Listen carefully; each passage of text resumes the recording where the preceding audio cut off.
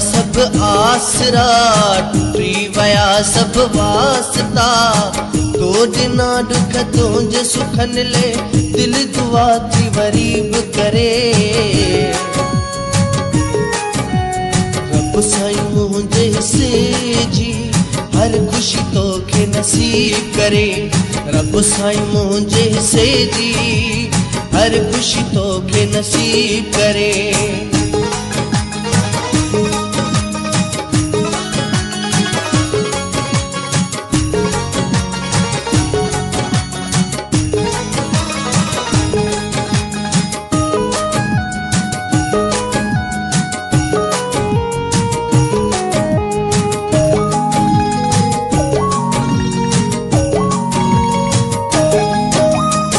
तुंहिंजो मिलंदो प्यार हाणे का बि नाहे उम्मीद रही।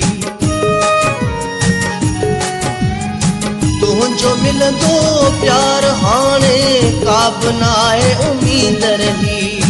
तुंहिंजे दिल तां ओ बि दर्दा मुंहिंजो वियो बा नाम लही। तोखे दुआऊं करण सिवाय छा भला ही ग़रीब करे। रब साईं मुंहिंजे हिस्से जी हर खुशी तोखे नसीब करे। रब साईं मुंहिंजे हिस्से जी हर खुशी तोखे नसीब करे।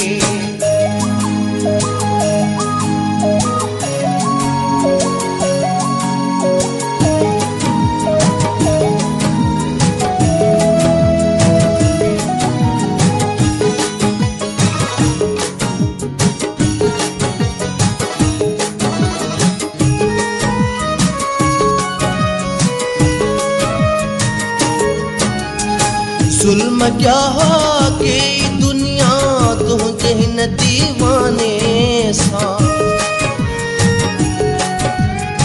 जुल्म क्या के दुनिया तुंहिंजे हिन दीवाने सां। तूं बि थी वियो आहीं शामिल हाणे ॿेड़ी ज़माने सां। दोस्त थी तो अहिड़ी कई आ जीअं कोई रकीब करे।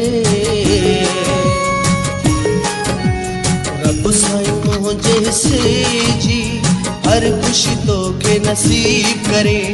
रब साईं मुंहिंजे हिस्से जी हर खुशी तोखे नसीब करे।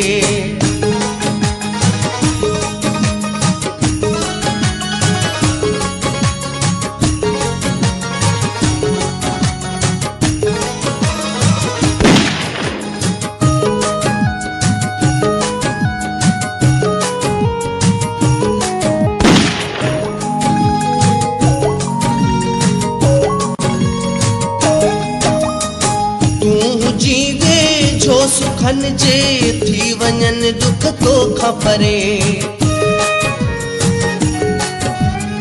तूं जीवे जो सुखन जे थी वञन दुख तोखां परे। जिंदगी मुंहिंजी ज़फ़र तोखे मिले अल्लाह करे। कोई दुख तकलीफ़ न मौला इन्हें तुंहिंजे करीब करे। रब साईं मुंहिंजे हिस्से जी हर खुशी तोखे नसीब करे। रब साईं मुंहिंजे हिस्से जी हर खुशी तोखे नसीब करे।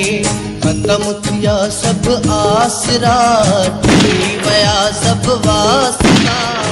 तो ॾिना दुख तुंहिंजे सुखन ले दिल दुआ थी वरी बि करे। रब साईं मुंहिंजे हिस्से जी हर खुशी तोखे नसीब करे। रब साईं मुंहिंजे हिस्से जी हर खुशी तोखे नसीब करे।